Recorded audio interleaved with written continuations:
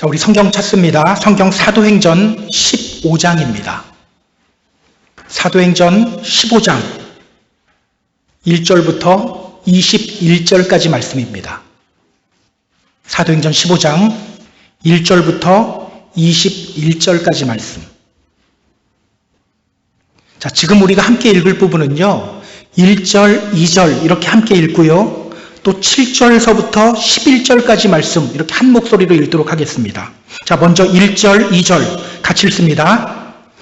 어떤 사람들이 유대로부터 내려와서 형제들을 가르치되 너희가 모세의 법대로 할례를 받지 아니하면 능히 구원을 받지 못하리라 하니 바울 및 바나바와 그들 사이에 적지 아니한 다툼과 변론이 일어난지라. 형제들이 이 문제에 대하여 바울과 바나바와 및 그 중에 몇 사람을 예루살렘에 있는 사도와 장로들에게 보내기로 작정하니라. 아멘. 또 7절부터 11절 같이 읽습니다. 많은 변론이 있은 후에 베드로가 일어나 말하되 형제들아 너희도 알거니와 하나님이 이방인들로 내 입에서 복음의 말씀을 들어 믿게 하시려고 오래전부터 너희 가운데서 나를 택하시고 또 마음을 아시는 하나님이 우리와 같이 그들에게도 성령을 주어 증언하시고 믿음으로 그들의 마음을 깨끗이 하사 그들이나 우리나 차별하지 아니하셨느니라. 그런데 지금 너희가 어찌하여 하나님을 시험하여 우리 조상과 우리도 능히 매지 못하던 멍에를 제자들의 목에 두려느냐. 그러나 우리는 그들이 우리와 동일하게 주 예수의 은혜로 구원받는 줄을 믿노라 하니라. 아멘. 1차 전도 여행이 끝이 났습니다. 바나바와 바울은요, 구브로를 거쳐서 피시디아 안디옥과 이고니온 그리고 루스드라와 더베에서 복음을 전했죠. 그리고 그들을 파송한 안디옥 교회를 향했습니다.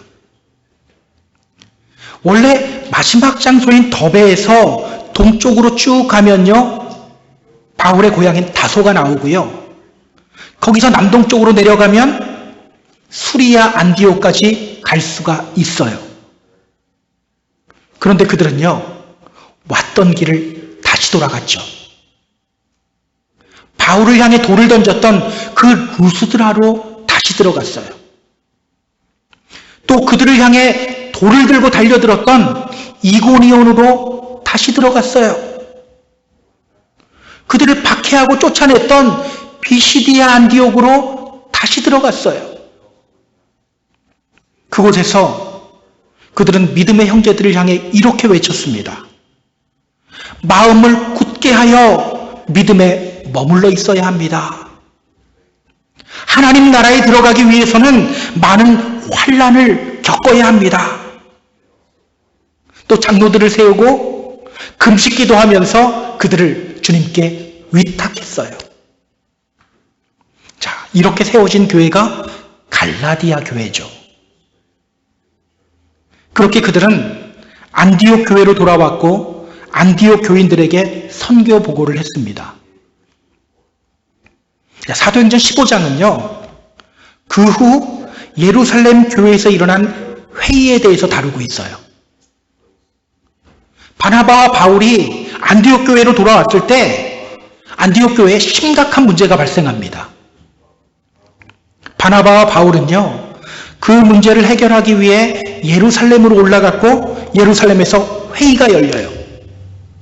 자, 도대체 교회 안에 어떤 문제가 발생했을까요? 오늘 본문을 통해서 성경이 우리에게 전하는 메시지는 과연 무엇일까요? 본문을 보면서 우리가 확인하도록 하겠습니다. 자, 본문으로 들어갈게요. 1절 보세요. 자, 1절 함께 읽습니다.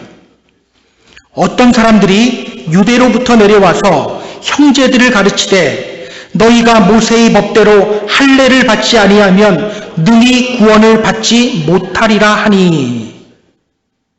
자, 어떤 사람들이 안디옥 교회에 들어왔어요. 자, 그들이 어디서부터 왔다고 하죠? 유대. 안디옥 교회 성도들의 눈에 그 사람들이 어떻게 보였을까요? 여러분이 이탈리안 레스토랑을 갔는데 주방장이 이탈리아 사람이래요. 그럼 어떤 생각이 듭니까? 주방장 실력 이거와는 별개로 괜히 거기 있는 음식이 정통 레스토랑 음식 같죠. 정통 이탈리안 음식 같죠. 아마 안디옥 교회 성도들의 눈에도 그들이 정통성 있는 그리스도인들로 보였을 거예요. 자, 그런 그들이 안디옥 교회 성도들을 가르치기 시작합니다. 그런데 이렇게 가르쳐요. 모세의 법대로 할례 받지 않으면 구원받지 못한다. 모세의 법대로 할례 받지 않으면 구원받지 못해. 지금까지 바나바와 바울이 가르쳤던 것과는 전혀 다른 내용이죠. 지금까지 바나바와 바울 무엇을 가르쳤죠? 자, 사도행전 13장 39절 보세요. 바울의 설교 내용이에요.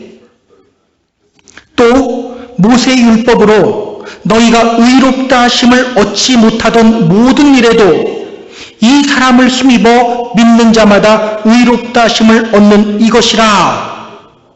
자, 지금까지 바나바와 바울은요, 모세의 율법이 아니다. 이 사람이다. 이 사람이 누굽니까? 예수 그리스도예요. 예수님을 믿는 믿음으로 말미암아 의롭게 됨을 선포했어요. 가르쳤어요. 사실 이게 복음이죠. 이게 복음이에요. 여러분, 내 힘으로 구원받는 것이 쉽습니까? 아니면 주님이 우리를 구원해 주시는 것이 쉽습니까? 당연히 주님이 우리를 구원해 주시는 것이 훨씬 쉽죠. 그래서 이신칭의, 즉 그리스도를 믿는 믿음으로 말미암아 의롭게 된다는 것이 우리에게 복된 소식, 굿뉴스, 즉 복음이에요. 자, 그런데 그들은 이렇게 외쳐요. 모세의 법대로 할례 받아야 돼. 그래야 구원 얻는다? 믿음이 아닌 율법을 지키는 행위로 구원을 받는다고 주장해요. 그러니까 안디옥 교회 안에 지금 다른 복음을 전하는 사람들이 들어온 거예요. 다른 복음. 그런데 문제가 뭡니까? 그들이 유대로부터 온 사람들이라는 거예요. 이방인 그리스도인들이 보기에 저 정통성 있는 사람, 그렇게 보이는 사람들이라는 거예요. 사실 오늘날 교회 안에도 이런 일이 일어나고 있어요. 오늘날 교회 안에도 이렇게 다른 복음을 외치는 경우가 있어요. 저는요, 지금 구원파나 신천지 같은 이단에 대해서 말하려고 하는 것이 아닙니다.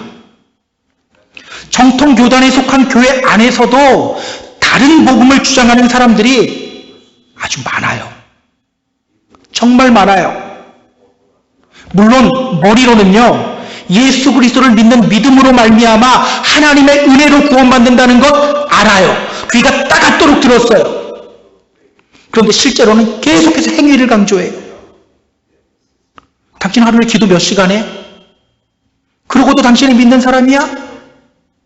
당신 하루에 성경 얼마나 읽어? 그러고도 당신이 믿는 사람이야? 이렇게 자꾸 행위를 강조해요. 물론 믿음의 성도로서 어떤 행동을 하고 어떤 실천을 하는가 정말 중요하죠. 그 사람의 말이나 얼굴 표정이나 행동을 보면 그가 믿음의 사람인지 아닌지 알 수가 있어요. 그러나 기억하세요. 우리 믿음의 싸움은요, being의 싸움이지 doing의 싸움이 아니에요. being의 싸움을 싸울 때 doing의 싸움이 완성되는 거예요. 더 쉽게 말하면요, 진짜 믿음의 사람이 되면 기도하게 되고요, 진짜 믿음의 사람이 되면 말씀을 사모하게 됩니다. 진짜 믿음의 사람이 되면 헌신하게 되는 법이에요. 그런데 많은 사람들이 반대로 하죠. 자신의 행위를 통해서 구원받기 합당한 사람이 되려고 합니다. 어떤 행위를 통해서 스스로 구원을 이루려고 안간힘을 써요. 우리는요, 그런 사람을 율법주의자라고 합니다. 율법주의자. 그러나 성경은 분명히 말하죠. 너희를 부르시는 이는 미쁘시니 그가 또한 이루시리라. 성경은요, 주님이 우리를 부르시고 주님이 우리의 구원을 이루신다고 분명하게 말하고 있어요. 나의 노력과 열심으로 이루는 것이 아니에요. 주님이 이루십니다. 자, 오늘 여러분은 어떤 모습으로 살아가고 있습니까? 어떤 모습으로 살아가세요? 우리를 향해 구원을 선포하시는 주님을 바라보며 은혜 안에서 살아가고 있습니까? 아니면 율법주의자의 모습으로 살아가고 있습니까? 자, 우리 이 질문을 던지고서 아직 답하지 마세요. 던지면서 성경을 계속해서 좀 보겠습니다. 자, 안디옥 교회에 들어온 율법주의자들로 인해서 교회 안에 어떤 일이 벌어지는지를 우리가 확인해 볼까요? 2절 보세요. 자, 2절 같이 읽습니다. 바울 및 바나바와 그들 사이에 적지 아니한 다툼과 변론이 일어난지라 형제들이 이 문제에 대하여 바울과 바나바와 및 그 중에 몇 사람을 예루살렘에 있는 사도와 장로들에게 보내기로 작정하니라. 자, 안디옥 교회 안에서 지금 어떤 일이 벌어지고 있죠? 성경은 이렇게 말해요. 바울과 바나바와 그 사람들 사이에 적지 아니한 다툼과 변론이 일어났다. 적지 아니한 다툼과 변론이 일어났다. 자, 여기 나오는 다툼이라는 단어는요, 단순히 의견 차이로 인한 말싸움, 요 정도가 아니에요. 헬라어 성경을 보니까 스타시스라는 단어를 사용해요. 스타시스, 이 단어는요, 서서 싸우는 것을 가리키는 단어예요. 보통 말다툼을 앉아서 하죠. 그래서 이 단어 안에는요, 스타시스 이 단어 안에는 이런 뜻이 있어요. insurrection, 폭동. 그러니까 안디옥 교회 안에 매우 큰 싸움이 일어난 거예요. 아마도 할례를 받아야 한다고 주장하는 율법주의자들이 바나바와 바울을 아주 거세게 몰아붙이고 거세게 비판했던 것 같아요. 여러분 기억하세요. 율법주의는요, 믿음의 사람들 안에 싸움을 불러옵니다. 율법주의는요, 믿음의 사람들 안에 다툼과 싸움을 불러와요. 율법주의자들은 행위를 우선적으로 강조하죠. 그러다 보니 자연스럽게 나타나는 현상이 있어요. 그 일을 하는 자기 자신을 드러내고 싶은 마음이 생겨요. 나 하루에 기도 몇 시간 한다? 나 교회를 위해 이렇게 헌신한다? 하나님의 이름으로 하나님을 위해서 뭔가를 한다고 하는데 실제로는 자기를 계속 드러내요. 그렇게 자기를 드러내려고 하는 사람들에게 나타나는 아주 자연스러운 현상이 있죠. 그게 뭘까요? 옆 사람 비난하는 거예요. 스스로 올라갈 수 없기에 옆에 있는 사람을 이렇게 등 누르면서 올라가려고 하는 거예요. 그래서 율법주의자들은요, 자꾸 다른 사람을 비난해요. 너 왜 기도 열심히 안 해? 너 왜 말씀 그 정도밖에 안 봐? 너 일 잘 안 풀리는 건 너 기도 안 해서 그래? 그래서 율법주의자들이 있는 곳에는요, 늘 싸움이 일어나요. 조금 전 우리가 이 질문을 던졌었죠. 나는 은혜 안에서 살아가고 있는가? 아니면 율법 아래에서 살아가고 있는가? 여러분, 혹시 다른 사람들이 신앙생활 하는 거 보면 막 답답하고 막 화가 납니까? 한마디 해주고 싶나요? 만약 그렇다면 여러분은 율법주의자일 확률이 매우 높아요. 아니, 저는 믿음으로 말미암아 하나님의 은혜로 구원받는다는 것 확실하게 알고 있습니다. 이렇게 주장한다고 해도 율법주의자일 확률이 매우 높아요. 창피한 이야기인데요. 지난주 중에 제가 아내에게 좀 짜증을 냈어요. 제가 원래 집안일을 잘 하지 않거든요. 그런데 그날은 큰 맘 먹고 아내를 위해 밥상을 차린 거예요. 아내가 도착하는 시간에 맞춰서 식탁에 반찬도 다 세팅해놨어요. 숟가락, 젓가락 다 세팅해놨어요. 근데 그날따라 안 들어오네요. 늦게 왔어요. 차려놓은 음식이 식어버린 거예요.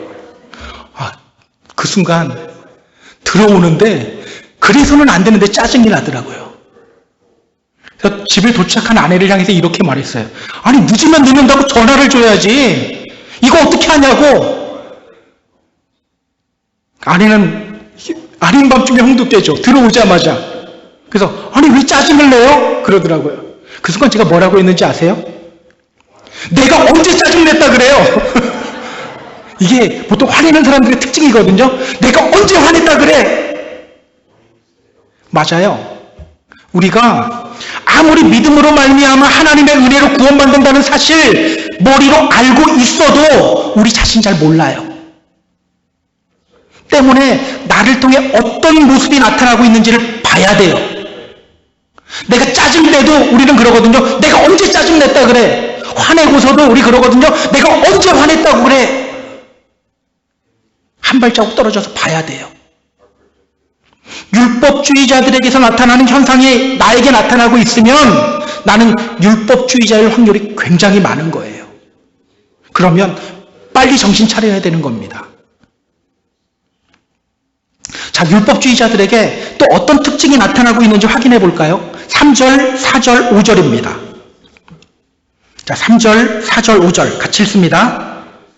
그들이 교회의 전송을 받고 베니게와 사마리아로 다니며 이방인들이 주께 돌아온 일을 말하여 형제들을 다 크게 기쁘게 하더라. 예루살렘에 이르러 교회와 사도와 장로들에게 영접을 받고 하나님이 자기들과 함께 계셔 행하신 모든 일을 말하며 바리새파 중에 어떤 믿는 사람들이 일어나 말하되 이방인에게 할례를 행하고 모세의 율법을 지키라 명하는 것이 마땅하다 하니라. 자, 율법주의자들로 인해서 안디옥 교회는 매우 혼란스러워졌죠.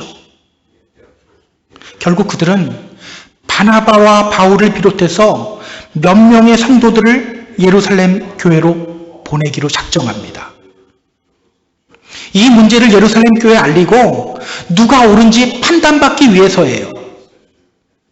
자, 그렇게 그들은 예루살렘을 향해 갑니다.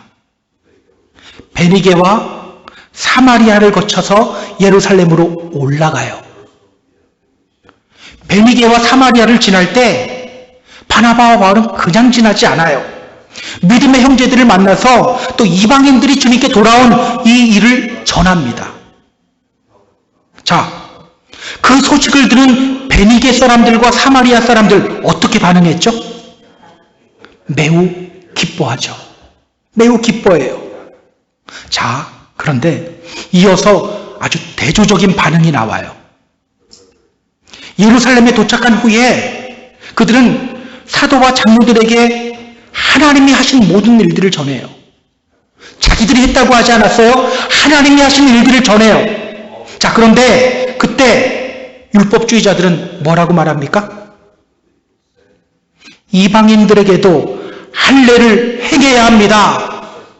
그들에게도 모세 율법 지키라고 명령해야 합니다. 너무 대조적인 반응 아닌가요? 베니게 사람들은요, 어디 사람들이냐면 지금 페니키아 사람들이에요. 두로와 시돈 지역 사람들이에요. 사마리아 사람들은요, 이방인들이 멸시하는 사람들, 이방인들이 아니라 유대인들이 멸시하는 사람들이에요. 그런데 그들은 다른 이방인들이 복음 들었다는 소식 듣고 기뻐해요. 뛸 듯이 기뻐해요. 그러나 예루살렘 교회에 있는 율법주의자들, 먼저 믿은 사람들, 그들은 기뻐하지 않아요. 오히려 이렇게 말하죠. 이방인들에게도 할례 행해야 합니다. 그들에게도 모세 율법 지키라고 명령해야 합니다. 하나님의 구원의 역사를 보며 기뻐하기보다는 바나바와 바울의 사역을 사미한 것으로 평가하면서 이방인들에게 무엇을 명령해야 하는지를 대해서만 이야기를 하고 있는 거예요. 여러분, 왜 이렇게 서로 다른 반응이 나타나고 있을까요? 왜 이렇게 서로 들은 얘기가 다른 이야기입니까? 똑같은 똑같은 이야기예요. 근데 다른 반응이 나타나요. 왜일까요? 은혜 안에 있는 사람들은요, 주님을 바라봐요. 비록 저 사람이 부족해도 그 사람을 선택하시고 부르신 주님을 봐요. 그렇기 때문에 주님의 구원의 역사를 보며 기뻐하게 되는 거예요. 저 사람이 어떤 행동을 하느냐, 저 사람이 뭘 하느냐, 그게 먼저 보이지 않아요. 주님이 먼저 보이는 거예요. 그 사람을 부르시고 선택하신 주님. 그래서 기쁘게 되죠.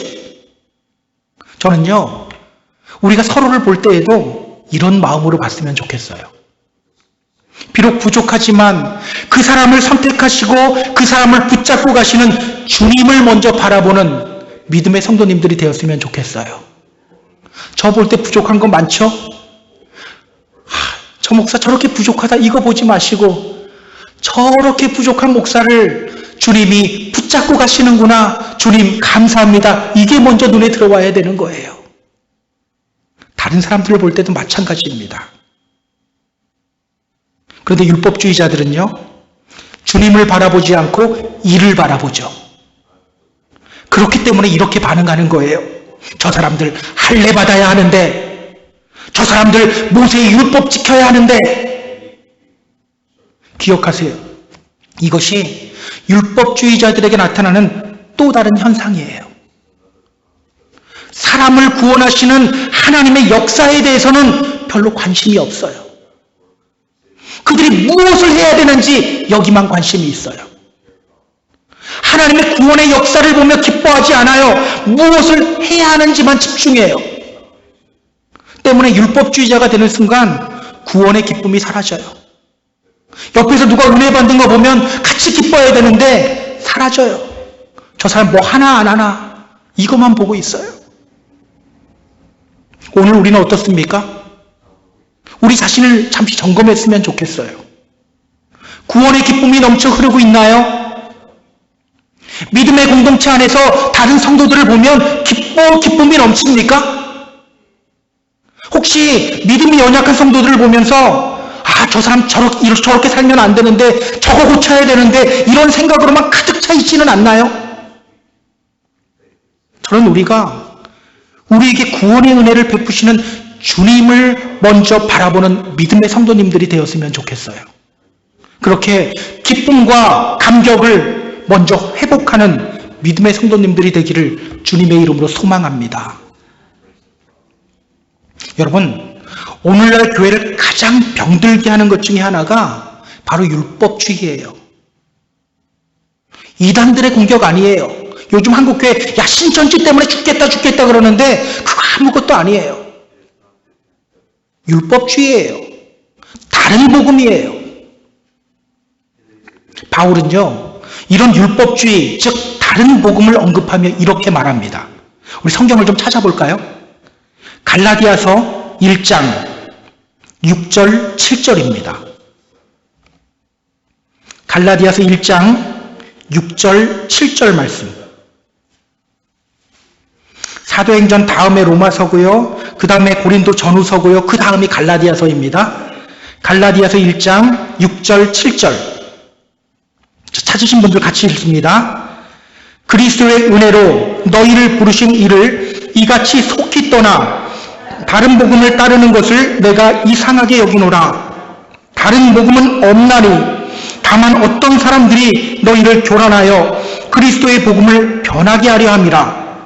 그러나 우리나 혹은 하늘로부터 온 천사라도 우리가 너희에게 전한 복음 외에 다른 복음을 전하면 저주를 받을지어다. 우리가 전에 말하였거니와 내가 지금 다시 말하노니 만일 누구든지 너희가 받은 것 외에 다른 복음을 전하면 저주를 받을지어다. 다시 한번 말씀드립니다. 우리 믿음의 싸움은 being의 싸움이지 doing의 싸움이 아니에요. being의 싸움을 싸울 때 doing이 완성되는 거예요. doing의 싸움을 먼저 하는 순간 우리는 율법주의자가 돼버리는 거예요. 그렇게 율법주의자가 되는 순간 우리는 복음을 변질시킬 수밖에 없어요. 주님을 믿는데도 얼굴은 늘 인상을 쓰고 살아가게 돼요. 왜? 기쁨이 없으니까 감사와 기쁨이 사라지게 돼요. 다른 복음을 따르지 않는 저와 여러분이 되었으면 좋겠어요. 늘 주님의 은혜를 먼저 묵상하고 은혜 안에서 살아가는 저와 여러분이 되기를 주님의 이름으로 소망합니다. 자, 그럼 예루살렘 교회에서 이 문제를 어떻게 해결하는지 우리 좀 확인해 볼게요. 6절부터 11절까지 말씀입니다. 6절부터 11절. 길어도 같이 읽을 겁니다. 자, 같이 읽습니다.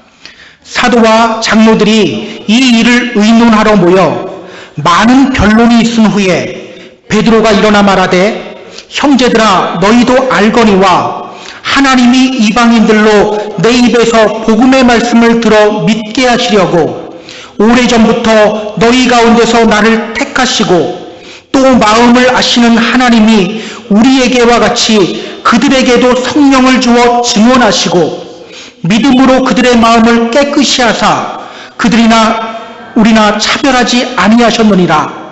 그런데 지금 너희가 어찌하여 하나님을 시험하여 우리 조상과 우리도 능히 매지 못하던 멍에를 제자들의 목에 두려느냐. 그러나 우리는 그들이 우리와 동일하게 주 예수의 은혜로 구원받는 줄을 믿노라 하니라. 자, 이제 본격적으로 회의가 시작되었죠. 이방인들에게도 할례를 행해야 하느냐, 그렇게 하지 않아도 되느냐, 이 문제를 놓고 갑론을박이 펼쳐졌어요. 아마 할례를 행해야 한다고 주장하는 사람들은요, 이렇게 주장했을 거예요. 우리 믿음의 조상인 아브라함도 할례 받았습니다. 성경은 할례가 하나님과 우리의 언약의 표징이라고 분명하게 말하고 있습니다. 그런데요, 그때 베드로가 일어나요. 베드로가 이렇게 말합니다. 너희가 어찌하여 우리 조상과 우리도 능히 매지 못하는 율법이라는 멍에를 다른 사람의 목에 두려고 하느냐. 여러분, 율법 강조하는 사람이라고 율법을 다 지킵니까? 다 지키지 못하죠. 그렇기 때문에 율법주의 잘못되었다는 거예요. 그리고 베드로가 이어서 이렇게 말해요. 우리는 그들이 우리와 똑같이 주 예수의 은혜로 구원받는 줄을 믿는다. 우리는 그들이 우리와 똑같이 주 예수의 은혜로 구원받는 줄을 믿는다. 베드로는요, 이방인들에게 할례를 강요하면 안 된다고 말해요. 왜? 구원은 은혜로 받는 것이기 때문에. 지금 베드로는요, 정확하게 알고 있어요. 율법을 지키는 행위로 구원받는 것이 아니라 주님의 은혜로 구원받는다는 사실을 정확히 알고 있어요. 여러분, 우리가 어떻게 구원받죠? 믿음으로 구원받나요? 정확하게 말하면요, 믿음으로 구원받는다 그러면 50점이에요. 50점이면 낙제예요. 낙제예요. F예요. 50점이면. 근데 50점 하면 100점밖에 없어요. 뭐냐? 믿음으로 말미암아 주 예수의 은혜로 구원받는 거예요. 근데 우리가 자꾸 은혜를 잊어버리니까 자꾸 믿음 자랑하려고 하는 거예요. 내 믿음 보이려고 하는 거예요. 은혜로 받는다니까요. 은혜예요. 여러분, 아브라함이 하나님의 은혜로 믿음의 조상이 되었을까요? 아니면 할례 받았기 때문에 믿음의 조상이 되었을까요? 그에게 구원의 은혜가 먼저 부어졌습니까? 아니면 할례 받았기 때문에 구원받았습니까? 은혜가 먼저였어요. 하나님이 아브라함을 부르시는 장면은요, 창세기 12장에 나옵니다. 창세기 12장에 나오는데요, 아브라함은 원래 메소포타미아 지역에서 우상 섬겨오던 집안이었어요. 이 집안이 우상 섬기던 집안이었어요. 그런데 하나님이 그런 그를 부르신 거예요. 부르심의 은혜가 먼저 그에게 임했죠. 그리고 창세기 15장으로 가서, 아까 12장에서 불렀죠? 15장으로 가서 성경은 이렇게 말해요. 15장 6절에서 아브라함이 여호와를 믿으니 여호와께서 이를 그의 의로 여기셨다. 창세기 15장에서 하나님이 아브라함을 의인으로 여기시는 장면이 나와요. 사실요, 당시 아브라함은요, 하나님께 투정 부리고 있었어요. 하나님이 아브라함에게 오셔서 이렇게 말씀하셨어요. 아브라함아, 나는 너의 방패요 지극히 큰 상급이다. 그러면 믿는 사람들은 뭐라고 대답해야 됩니까? 아멘, 감사합니다, 할렐루야 해야죠. 근데 아브라함이 뭐라고 대답했는지 아세요? 주여, 도대체 저에게 무엇을 주려고 합니까? 저 자식 없어요. 이 말은요, 아니 자식도 안 주시면서 주님이 어떻게 저의 상급입니까? 따지는 거예요. 그때 주님은요, 아브라함을 데리고 나가요. 밤하늘을 보여주셔요. 그렇게 밤하늘을 보여주시면서 아브라함에게 말씀하셔요. 저 하늘을 봐봐. 저 별들 봐봐. 다 셀 수 있겠니? 너의 자손이 저 별처럼 많아지게 될 거야. 그 후에 성경이 말하는 거예요. 아브라함이 여호와를 믿으니 여호와께서 이를 그의 의로 여기셨다. 그러니까 아브라함의 믿음은요, 아브라함으로부터 나온 믿음이 아니에요. 하나님이 설득하신 거예요. 밤하늘의 별들을 보여주며 설득하신 거예요. 그렇게 하나님이 설득하셔서 믿게 하시고 그렇게 믿는 아브라함을 향해 너 의로워! 의롭다고 선언하신 거예요. 그리고 창세기 17장에 가서야 하나님이 아브라함에게 할례 행하라고 명령하는 장면이 나와요. 할례가 먼저가 아니었죠. 할례는 맨 꼬두박지였죠. 은혜가 먼저였어요. 부르심의 은혜가 먼저였어요. 자, 그렇다면 여러분, 구원이 먼저였을까요? 율법이 먼저였을까요? 구원이 먼저였죠. 하나님이 이스라엘 백성들 출애굽시켰어요. 홍해를 건너게 하셨어요.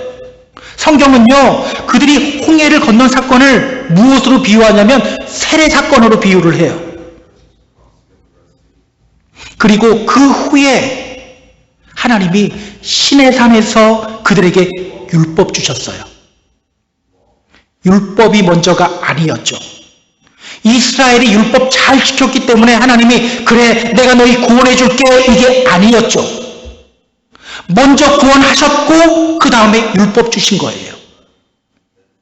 그렇다면 여러분, 율법은 결국 뭡니까? 구원받은 사람에게서 자연스럽게 나오는 행위인 거예요. 구원받은 사람에게서 자연스럽게 나오는 행위, 이게 율법이에요. 그래서 제가 앞에서 이렇게 말씀드린 거예요. 진짜 믿음의 사람이 되면 자연스럽게 기도하게 됩니다. 진짜 믿음의 사람이 되면 자연스럽게 말씀을 사모하게 됩니다. 진짜 믿음의 사람이 되면 자연스럽게 교회를 위해 또 헌신하게 됩니다. 그렇다면 여러분, 오늘 우리가 힘써야 할 것이 뭡니까? 사실요, 우리도 할례 받아야 돼요. 어떤 할례 받아야 될까요? 마음의 할례 받아야 돼요. 마음의 할례. 사실 출애굽 시절서부터 신명기에서부터 하나님은 계속해서 마음의 할례를 강조하셔요. 마음의 할례가 뭘까요? 마음의 할례. 마음으로 어떻게 할례를 받죠? 마음의 할례가 뭘까? 제가 로마서 2장 29절 읽어드릴게요. 로마서 2장 29절입니다. 할례는 마음에 할지니 영에 있고 율법 조문에 있지 아니한 것이라. 마음의 할례 어디에 있다고 합니까? 영, the spirit. 결국 성령을 따라 살아가는 것, 성령을 따라 행하는 것, 이것이 바로 마음의 할례예요. 저는 우리가 육신의 할례, 즉 율법주의를 버리고 마음의 할례, 성령님을 따라 걸어가는 믿음의 성도님들이 되었으면 좋겠어요. 성령님이 우리 안에 계셔요. 우리 안에서 계속해서 말씀하고 계셔요. 지금 이 시간에도 말씀하고 계셔요. 그 음성 듣고 포기해야 할 것 포기하고 성령님의 음성 앞에 무릎 꿇는 삶을 살아가는 저와 여러분이 다 되었으면 좋겠어요. 자, 그럼 우리 12절에서 21절까지 말씀 보도록 하겠습니다. 자, 12절에서 21절. 놀라운 일이 벌어져요. 자, 같이 읽습니다. 온 무리가 가만히 있어 바나바와 바울이 하나님께서 자기들로 말미암아 이방인 중에서 행하신 표적과 기사에 관하여 말하는 것을 듣더니 말을 마침에 야고보가 대답하여 이르되 형제들아 내 말을 들으라. 하나님이 처음으로 이방인 중에서 자기 이름을 위할 백성을 취하시려고 그들을 돌보신 것을 시므온이 말하였으니 선지자들의 말씀이 이와 일치하도다. 기록된 바 이후에 내가 돌아와서 다윗의 무너진 장막을 다시 지으며 또 그 허물어진 것을 다시 지어 일으키리니 이는 그 남은 사람들과 내 이름으로 일컬음을 받는 모든 이방인들로 주를 찾게 하려 함이라 하셨으니 즉 예로부터 이것을 알게 하시는 주의 말씀이라 함과 같으니라. 그러므로 내 의견에는 이방인 중에서 하나님께로 돌아오는 자들을 괴롭게 하지 말고 다만 우상의 더러운 것과 은행과 목매어 죽인 것과 피를 멀리하자고 편지하는 것이 옳으니 이는 예로부터 각 성에서 모세를 전하는 자가 있어 안식일마다 회당에서 그 글을 읽음이라 하더라. 아멘. 무슨 말하는지 잘 모르겠죠. 제가 알려드릴게요. 사실 저는요, 바나바와 바울이 예루살렘을 향해 출발할 때 이런 생각이 들었었어요. 나라면 지금 예루살렘 안 간다. 나라면 지금 예루살렘에 올라가지 않는다. 제가 왜 이렇게 생각했는지 아세요? 지금 예루살렘 교회의 지도자는요, 야고보예요. 야고보. 베드로는 떠났었잖아요. 떠나면서 이제는 이방 지역 돌아다니면서 전도하고 있잖아요. 이제는 야고보가 교회의 지도자예요. 예수님의 제자였던 야고보가 아닙니다. 예수님의 동생 야고보예요. 예수님의 제자였던 야고보는 헤롯이 이미 칼로 죽였죠. 예수님의 동생 야고보가 지금 예루살렘 교회의 지도자예요. 그런데 여러분, 야고보의 성향이 어땠는지 아세요? 야고보는요, 율법을 매우 중요하게 여기는 사람이었어요. 그거 어떻게 아냐고요? 성경 확인해 볼게요. 갈라디아서 2장 12절 확인해 보세요. 갈라디아서 2장 12절.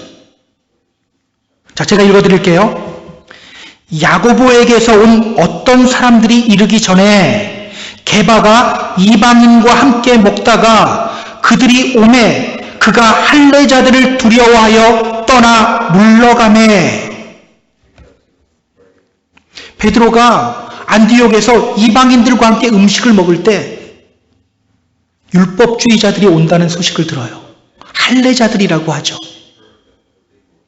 그때 베드로는 그들을 두려워하며 그 자리를 피했어요. 왜일까요? 예전에 베드로가 고넬료 집에서 식사하고 왔을 때도 사람들이 이렇게 말했어요. 어떻게 당신이 할례받지 않은 사람들과 함께 음식을 먹을 수가 있느냐? 그 소리 들을까 봐 피한 거예요. 그런데 그 율법주의자들, 할례자들이 누구로부터 온 사람들이라고 성경이 말합니까? 야고보. 야고보로부터 온 사람들이래요. 여러분, 지금 예루살렘 교회에다 이 문제 맡기면 어떻게 될까요? 결과요? 뻔해요. 야고보가 율법주의자들의 손 들어줄 확률이 훨씬 많아요. 여러분, 짜장면을 엄청 좋아하는 사람이 있어요. 그 사람 앞에 대고 짜장면 먹을래요? 짬뽕 먹을래요? 하면 그 사람 뭐 먹는다고 할까요? 당연히 짜장면 먹는다고 하죠. 똑같아요. 야고보는 율법을 중요하게 여기는 사람이에요. 그 사람 앞에서 이방인들이 할례 받아야 됩니까? 할례 받지 말아야 됩니까? 그러면 당연히 할례 받아야 된다고 하죠. 자, 그런데 성경 보세요. 놀라운 일이 벌어져요. 놀랍게도 야고보는 이렇게 말해요. 하나님께로 돌아오는 자들을 괴롭게 하지 말자. 하나님께로 돌아오는 자들을 괴롭게 하지 말자. 이 말이 무슨 말입니까? 이방인들에게 할례 강요하지 말자는 말이에요. 대신 그는 우상에 더러운 것과 음행과 목매어 죽인 것과 피를 멀리하라고 각 교회에 편지 쓰자고 제안합니다. 놀랍지 않습니까? 야고보가 바나바와 바울의 손을 들어줬어요. 굉장히 놀라운 거예요. 아마도 율법주의자들은 야고보가 딱 입을 열었을 때 기대했을 거예요. 야, 야고보가 우리 손 들어주겠지. 저 베드로는 우리 손 안 들어줬어. 야고보가 들어줄 거야. 그랬는데 그가 바나바와 바울의 손을 들어주고 있는 거예요. 어떻게 이런 일이 일어나게 되었을까요? 바나바와 바울의 논리가 율법주의자들보다 더 탄탄했기 때문이었을까요? 그렇지 않아요. 논리로는요, 사람 변화시키지 못해요. 자, 오늘 보면 13절, 14절 말씀은요, 누가복음 2장 30절에서 32절까지의 말씀이에요. 시므온에 관한 말씀이에요. 또 15절부터 18절 말씀은요, 아모스 9장 11절, 12절 말씀이에요. 시간상 찾지는 않을 거예요.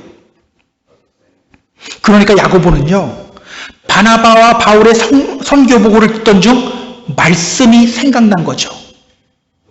말씀을 통해서 이방인들을 향한 주님의 마음을 깨닫게 된 거예요. 그렇다면 여러분, 어떻게 이런 일이 일어나게 된 겁니까? 하나님이 하신 거죠. 하나님이 하신 거예요. 그래서 이제 뒷부분을 보면 이들이 성령이 이 일을 했다라고 고백해요. 야고보가 고백해요. 분명 바나바와 바울도 야고보가 율법 중요하게 여기고 있다는 것 알아요. 그래서 저 같은 사람은 난 지금은 안 간다. 야고보 죽은 다음에 갈 거다. 아마 이랬을 거예요. 그러나 바나바와 바울은요, 하나님의 뜻을 알기에, 하나님의 마음을 알기에 하나님께 맡기고 예루살렘으로 간 거예요. 그렇게 일의 결과를 하나님께 맡기자 하나님이 일하시기 시작한 거죠. 기억하세요. 주님께 맡기면 주님이 일하셔요. 내가 붙잡고 있으면 내가 일하는 거고요. 주님께 맡기면 주님이 일합니다. 그때 우리는 주님의 일하심을 경험하게 됩니다. 여러분, 바나바와 바울이 어떻게 이렇게 주님께 맡길 수 있었을까요?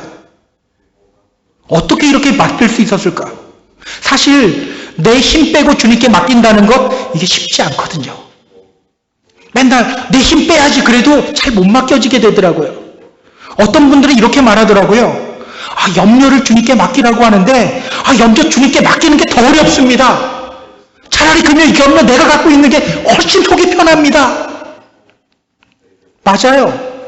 내 힘 빼고 주님께 맡기는 것이 그렇게 쉽지가 않아요. 근데 그들은요, 지금 주님께 맡긴 거예요. 어떻게 이렇게 주님께 맡길 수 있었을까요? 자, 사도행전 14장 3절 보세요. 사도행전 14장 3절. 같이 읽습니다. 두 사도가 오래 있어 주를 힘입어 담대히 말하니 주께서 그들의 손으로 표적과 기사를 행하게 하여 주사 자기 은혜의 말씀을 증언하시니. 자, 주님이 그들을 통해서 어떤 말씀을 증언하게 하십니까? 은혜의 말씀. 이게 뭐 은혜스러운 말씀, 뜨거운 말씀, 이게 아니에요. 은혜의 메시지예요. 율법을 강조하는 메시지가 아니라 은혜를 강조하는 메시지예요. 기억하세요. 율법주의에 빠지지 않고 은혜에 붙잡히면요, 이렇게 주님께 맡길 수 있게 돼요. 율법주의자들은 절대로 하나님께 맡기지 못해요.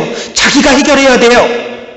그러다가 화가 나고, 그러다가 비난하게 되고, 그러다가 힘없이 쭉 늘어지게 되는 거예요. 그러나 은혜에 붙잡힌 사람들은요, 주님을 바라봐요. 주님께 맡길 수 있게 돼요. 주님의 일하심을 경험하게 됩니다. 자, 이제 말씀을 정리할게요. 우리 사랑하는 펜사콜 한인교회 성도 여러분, 오늘 신앙생활하는 우리의 자세, 주님 앞에 선 우리의 자세를 한번 점검해 보세요. 은혜 위에 서 있습니까? 아니면 율법 위에 서 있습니까? 주님의 은혜에 감격하면서 이 믿음의 길 걸어가고 있습니까? 아니면 무언가 실천하는 자기 자신을 보며 이 믿음의 길 걸어가고 있습니까? 은혜의 메시지 위에서 걸어가는 저와 여러분이 되기를 주님의 이름으로 소망합니다. 그때 우리는 주님께 맡길 수 있게 됩니다. 주님의 일하심을 경험하게 됩니다. 힘이 나게 됩니다. 기쁨이 넘치게 됩니다. 감사와 찬양이 넘치게 됩니다.